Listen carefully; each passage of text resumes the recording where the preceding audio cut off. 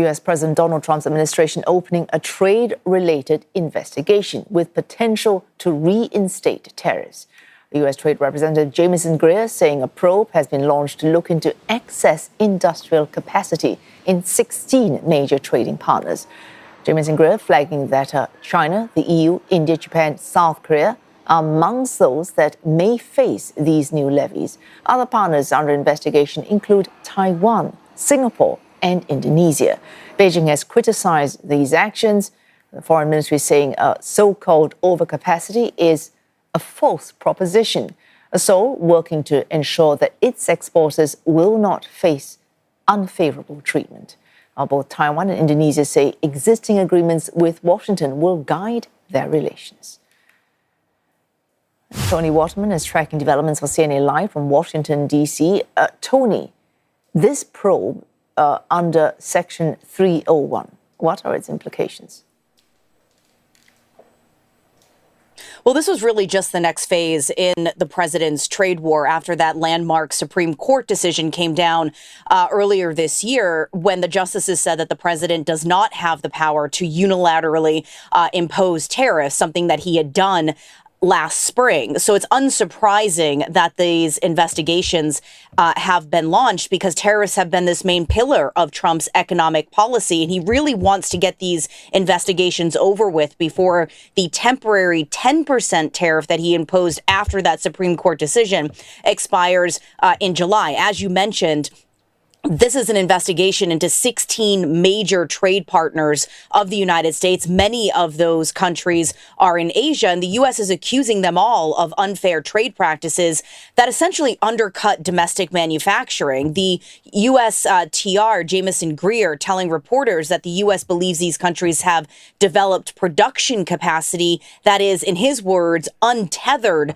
from domestic and global demand, saying, for example, that Singapore has excess global capacity in semiconductors despite a trade deficit with the U.S., also citing Taiwan's semiconductor industry, electronics, and also saying that the Chinese automaker BYD has aggressively expanded overseas. There's been a lot of pushback to this, but this latest attack on the tariff front is really going to complicate President Trump's upcoming visit to China. He's meant to meet with Xi Jinping towards the end of the month. And of course, a lot of countries were very quick to try and strike trade deals with the U.S. after so-called Liberation Day last April. And there had been a lot of questions after the Supreme Court decision about what happens to those trade deals. So this is going to put pressure on those countries to really try and stick to those agreements.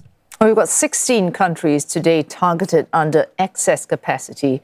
Another about 60 more could face action under a forced labor probe. What's the basis for this? What does it mean?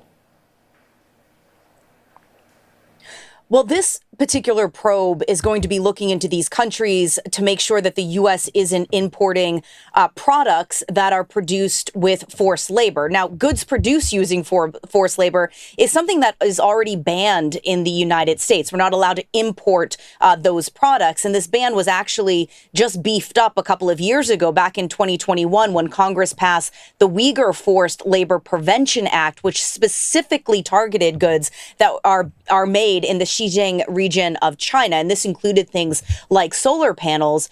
These investigations, though, are going to be taking place just a year after the Trump administration terminated nearly 70 international programs aimed at combating child labor, forced labor, and human trafficking. And at a time where here in the United States, we are seeing labor laws and child labor protections being rolled back across a number of Republican states. Jamieson Greer, the U.S. Trade Representative, made it clear that these two investigations are just the beginning, that there will be more to come. He didn't say exactly what those other probes will look like, but they potentially could be over digital services taxes and pharmaceutical prices. Trump, of course, often pointing to how all of this money from the tariffs is being brought in is so good for the United States, so very intent on keeping those in place. All right, so Donald Trump making it very clear he's not straying from his path on tariffs. Toni Waterman there reporting live for CNA from Washington, D.C.